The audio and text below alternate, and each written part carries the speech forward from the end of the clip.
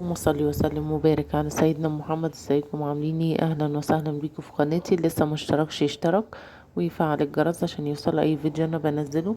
والناس المشتركة اول ما تفتح الفيديو تعمل اللايك عشان اللايك هو اللي بيدعم القناة وبيوصل على اكبر عدد من الناس. النهاردة بقى نعمل بطة او بطاية كده محشية خضار. هنعملها بطريقة سهلة والنتيجة بتاعتها حلوة جدا زي ما شفتوا كده في اول الفيديو.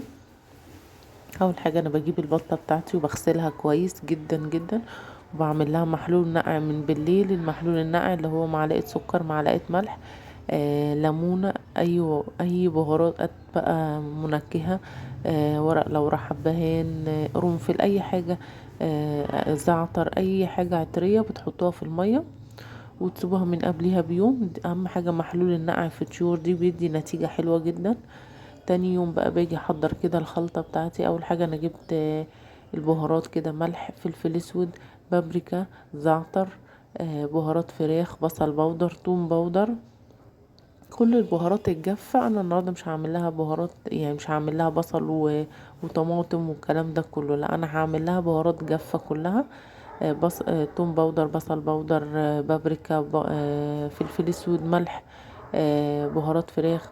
ودي حطيت هنا معلقه دبس رمان كده كبيره، وهحط شويه زيت وهقلب بقى كل الخلطه دي كده مع بعضها.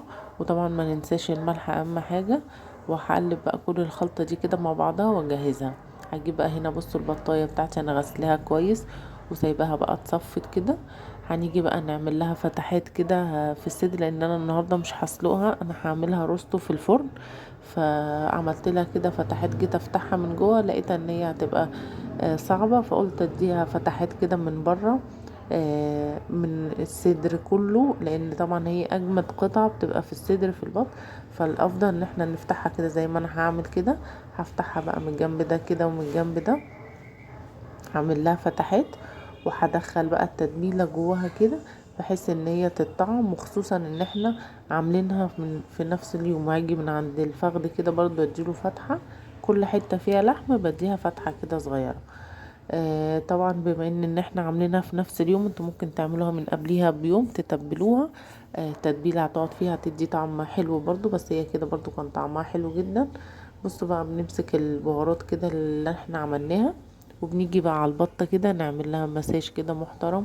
بندخل كل البهارات بتاعتنا من جوه ومن بره وفي الفتحات ومن ورا وفي كل حتة في البطة بحط لها كده البهارات الجافة. واحلى حاجة في البهارات الجافة دي ان احنا لما بنعمل الخلطة دي بتمسك على طول في الطيور، ما بتبقاش يعني سائلة، لا بتبقى جافة كده بتمسك في البطة على طول او في الفرخة.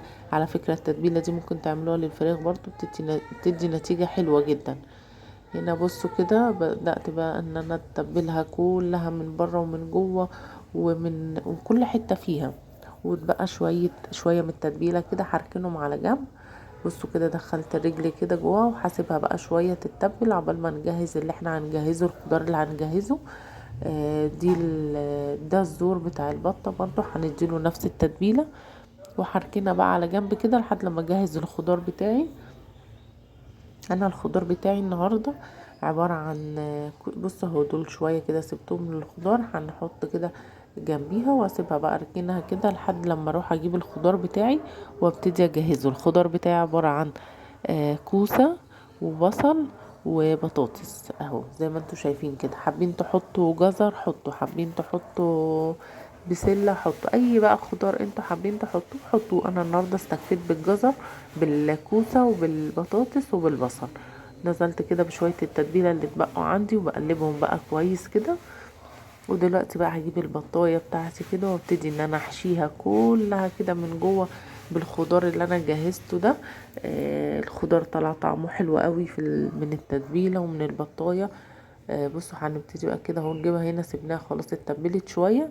هبتدي بقى احشيها كده بالخضار كله، امسك الخضار افضل احشي يمين وشمال ولحد لما امليها كلها. بعدين ممكن بالخلة بتاعت السنان عادي تشبكوها. انا ما كانش عندي فهبتدي ان انا اخيطها كده بالابرة والخيط زي ما هتشوفوا. بس انا طبعا عشان انا كنت ملياها بالخضار فاتفتحت، لكن انتوا ممكن تقللوا خضار شوية مش هتتفتح. هنبتدي بقى نحشيها كلها كده. بفضل بقى ميلها كده واحشي من تحت والحته اللي تحت يعني مليتها كلها خضار. بصوا زي ما انتوا شايفين كده اهو. بفضل بقى ادخل كده الخضار ده. طبعا لما هيستوى لسه هيدبل شويه يعني. فهبتدي كده اهو. بصوا كده مليتها من تحت خالص، ولسه كمان من عند الزور هحشيها بس بعد ما اخيطها من تحت عشان الخضار ما يقعش. بصوا جبت ابره بقى وخيط كده طبعا نضاف، وبدات اللي انا اقفلها من تحت كده زي ما انتوا شايفين. بس كده هنقفلها بقى، وهنيجي للزور كمان حشيته وخيطته. بصوا منظرها بقت قد ايه، بقت يعني بقت فخده، ما بقتش بطايه، بقت فخده كامله. هبتدي بقى اجيب الفويل بتاعي كده وحطيت لها طبعا شويه ميه، وهبتدي ان انا احط لها ورق لورا وحبهان، وحطيتها على النار تستوي على فكره من فوق شويه، وبعدين دخلتها الفرن خدت اللون. بصوا اللون كان حلو ازاي، وريحتها كانت حلوه، وطعمها كان حلو جدا جدا، والخضار كان حلو. بصوا المنظر يفتح النفس. اتمنى يكون الفيديو عجبكم.